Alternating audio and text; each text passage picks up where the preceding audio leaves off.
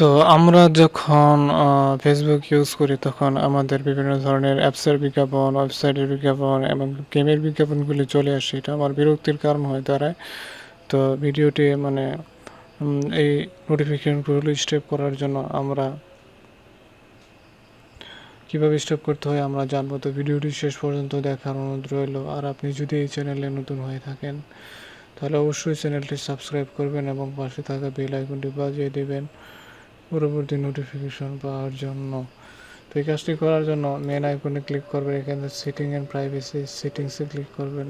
এখান থেকে security and logging apps and website, তারপরে এখান থেকে টার্ন অফ করে দেবেন।